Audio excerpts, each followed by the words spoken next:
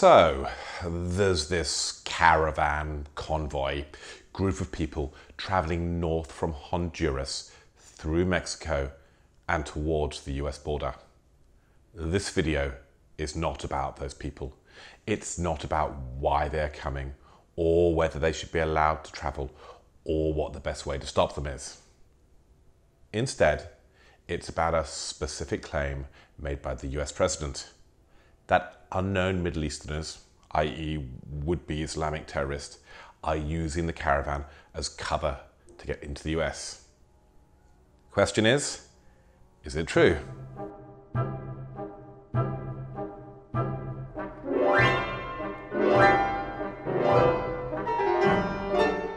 So, it's use your imagination time.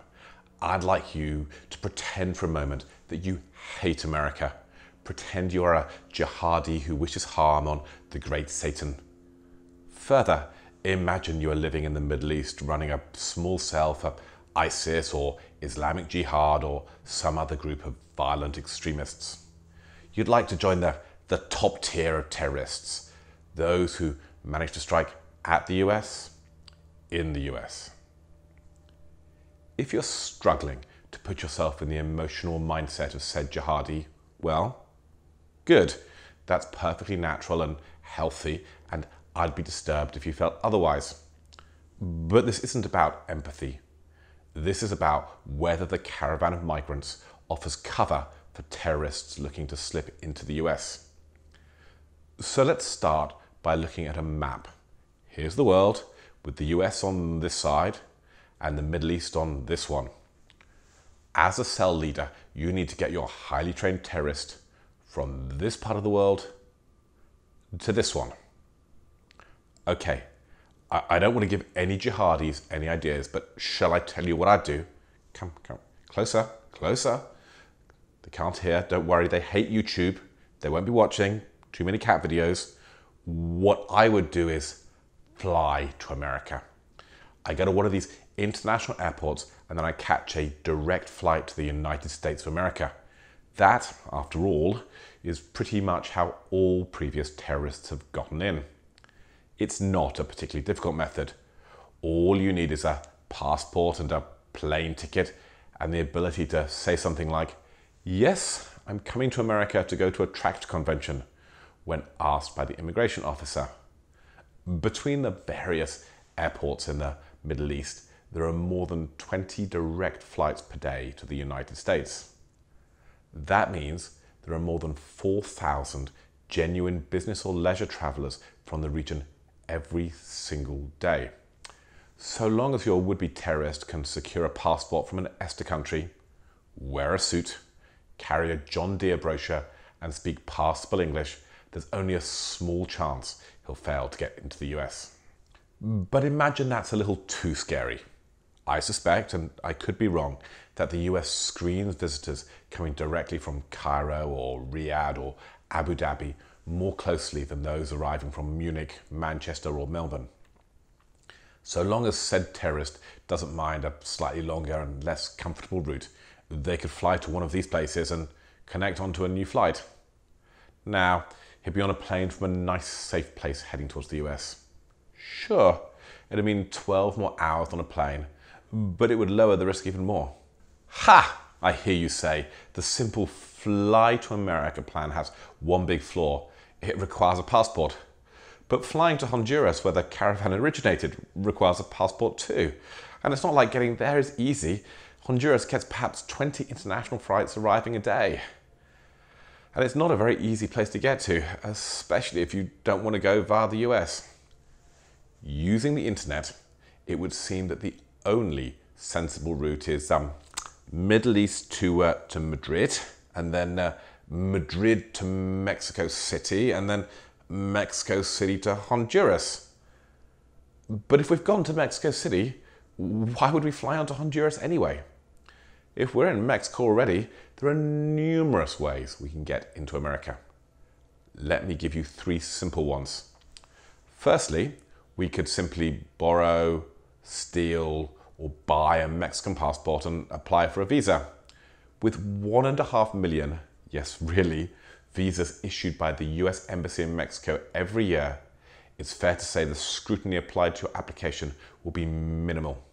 Then dress smartly, travel in a nice rental car, and I doubt you get a second look from a border agent. You'd look like a Mexican coming to the US for a couple of days. Secondly, if you don't fancy bluffing at the border or can't afford some poor Mexican's passport, then you could pay a people smuggler around $500 US to be put in the back of a container or the boot of a car. There are more than 30 million crossings of cars, trucks and containers a year, and your chance of getting caught is rather less than that of meeting Taylor Swift on Tinder. Thirdly, and this one only works for well-heeled terrorists, you could charter a boat in Rosarito, Mexico, and your friend could charter one in San Diego, and then the two of you could meet 20 miles or so from the coast, and you'd simply move over to the San Diego boat. So now you've entered the US without all that annoying messing around with passports and border officers and the like. Now, it's probably cost you a few $1,000s, but then again, it probably cost you that to get from Iraq or Syria to Mexico in the first place. But let's assume that terrorists don't realize about all the easier ways to get to the US and decide they want to use the migrant caravan as cover. Well, that still seems like a stretch. You see, when it started in Tapachula in Honduras, it wasn't like there was a Facebook post about it. But even if there had been, how would you get from the Middle East to Tapachula quickly with plausible documentation?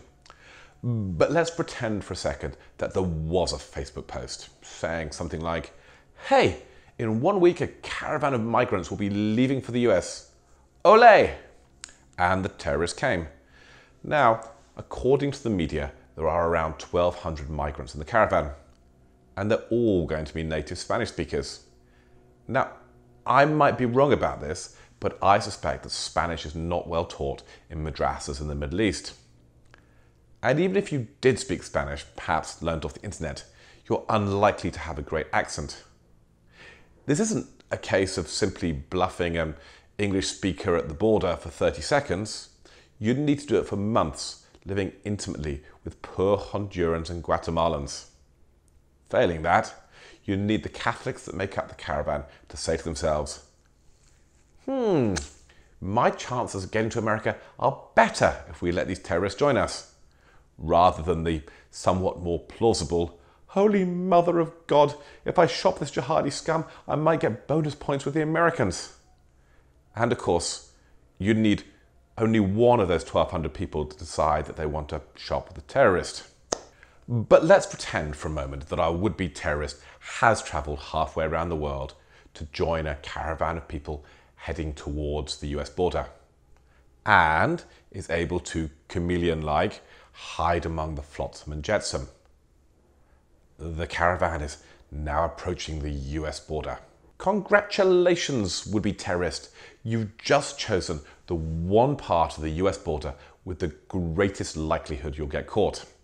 There'll be drones and helicopters and patrols, and the National Guard will have been flown in. Sure, you might make it across. I'm sure if you fling 1,200 people at the border at the same time, a few might get through. But your chances are pretty slim, certainly massively slimmer than, say, choosing any of the other possible paths into the US. Okay, here's my conclusion. It is possible that there are Middle Eastern terrorists in the migrant caravans. But for that to be true, it requires that terrorist groups are really bad at their job. Joining the caravan dramatically reduces the chance they'll get someone into the US. It's expensive, it's slow, it requires multilingual terrorists, and has a very high probability of failure. Put it like this: if the terrorists think that this is the best way to get to the US, then these are terrorists we have no need to fear. But this isn't really about terrorists, is it? I wish the president was merely mistaken or was expressing a genuine concern about the makeup of the motley procession of migrants. There are important discussions to have about immigration and about the best ways to prevent people coming illegally. But that conversation is poisoned when it ceases being about facts and about data.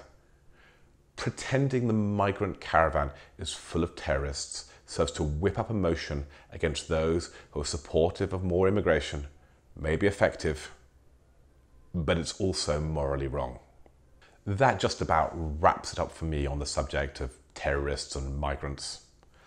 Overblown concerns are a pleasant change from very real concerns, you know, like the impact of changing demographics on our economies and our societies.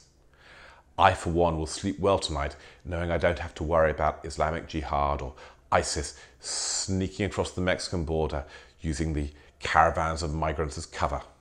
So, thank you very much for watching, and goodbye for now.